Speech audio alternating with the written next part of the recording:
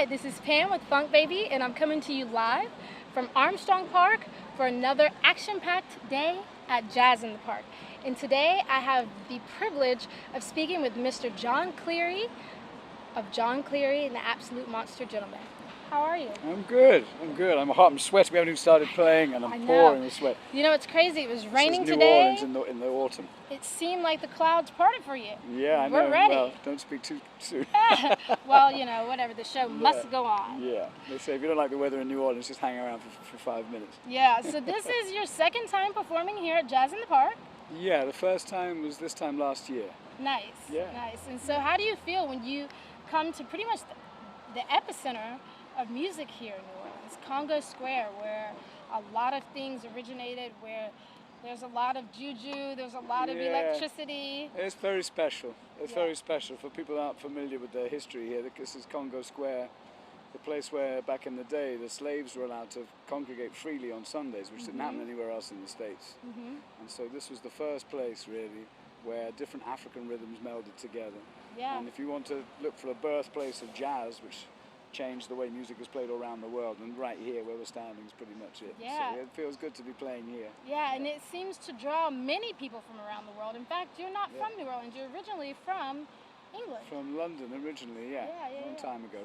Yeah, and you've been here for now 35 years, so it's safe to say that this is your second. This is my home. This is your home. Yeah, well, I'm lucky, I'm privileged. I have two homes either side of the pond. Yeah, I actually was able to cross the pond this summer and visit, and as I was there, I'm thinking, so Jon Cleary, R&B influence, where did he get this in England? Because in my short visit, I didn't really feel that, and I'm just wondering, like, where did this spark from? Well, you know, there's people over there are very aware of music in other parts of the world, and there's been specific interest in jazz and R&B for many, many years, since since the 40s, really.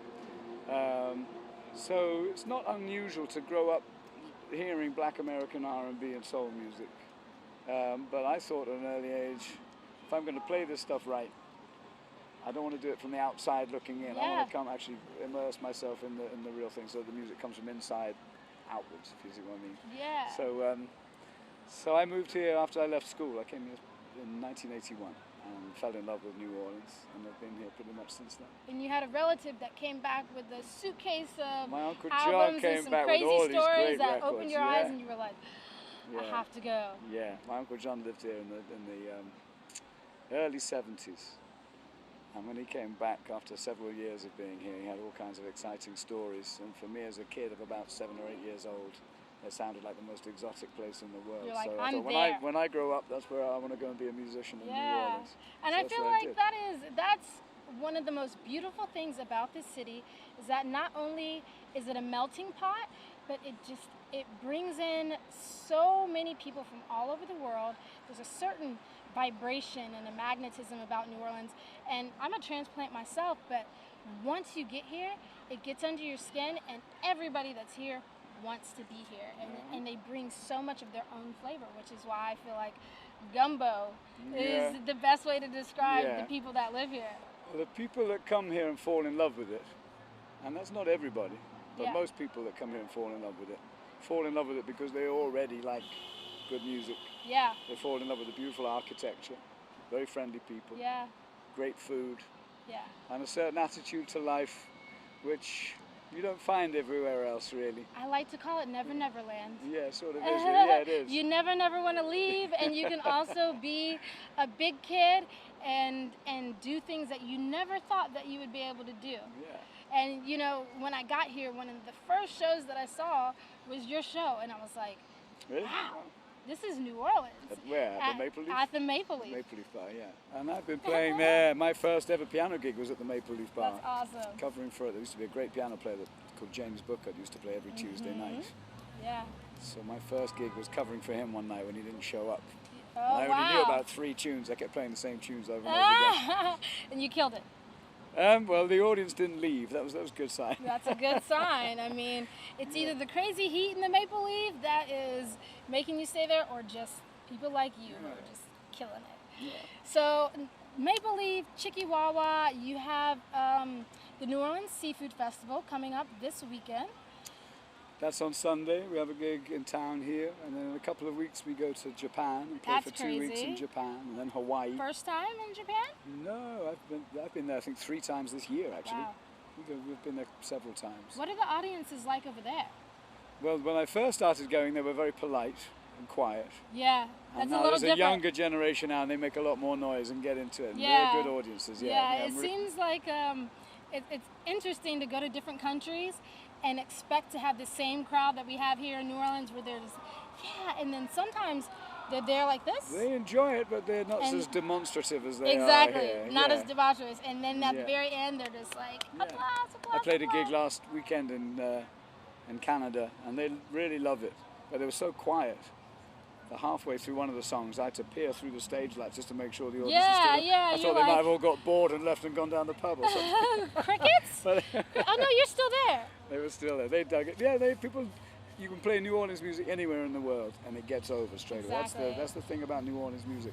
And New Orleans music is very varied. It could be anything from New Orleans bounce on the one extreme to old New Orleans traditional jazz and everything in between. But it's good time music. Yeah, so That's the thing. That makes New Orleans music work. Doesn't matter where you go, even if people don't understand what you're playing, don't know anything about New Orleans, the minute you start putting that pocket down, it puts a smile on everybody's face. And everybody Yeah. wants to feel good. So that's why music truly is the universal language. Yeah. It really is. and especially New Orleans music. Yeah, yeah. So out of all of your albums, I mean, you have that traditional New Orleans sound to it, but what would you say is the most diverse album that you've had?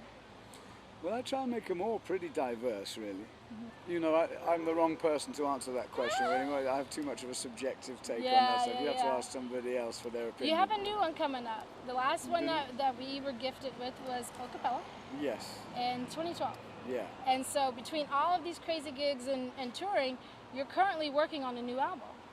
Well, it's actually finished. It's all It's done. finished. It's done. It's all in the can, and then hopefully it'll be out in the springtime. Woo, can't wait. But it's it's soul music with a strong New Orleans vibe by virtue of the fact that everybody pretty much in the band is from New Orleans. Yeah.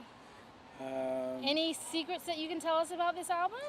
it's the same basic ingredients. I mean, real musicians playing real good, Yeah. having a good time, and hoping that comes through the Yeah. microphones and then emerges in the speakers in your car or your living room at Yeah. the other end. But I'm excited. I'm pleased with it. Yeah, I can't wait it's to good. hear We cover it. a lot of musical territory. And it's a pretty up record, it's live, pretty much in the studio. Alan Toussaint very kindly Ooh. wrote some horn arrangements for it. Beautiful. And, we have some killer New Orleans musicians playing on it. Yeah. We It's recorded it out in the bayous in Maurice, Louisiana, Oh, right there in the cool. swamps. So nice. it's got that vibe. So you kind of bounced around doing the different recordings? We recorded it, the tracking we did in Lafayette, and then all the overdubs we did at my studio, which is called Funk Headquarters, right Funk here in the Headquarters. 9th Ward in New Orleans. Oh, yeah. I like that. Yeah. The funk originates at Funk Headquarters. That's right. Awesome. So, Mr. Cleary, it's been a pleasure speaking with you today, Thank you, likewise. hearing about all of the exciting things coming up. I can't wait to hear you perform. In fact, I think I see them waving us down, so I think it might be time for us to go. Time to go and get Yeah, it. I think all it's right. time Well, to go. Thank you very much. Absolutely. All right. And I can't wait to see you guys again. Please go check out JonCleary.com to find out where you can see him next. And if anything, we'll see you again at Jazz in the Park every Thursday here at Louis Armstrong Park in the Crescent City.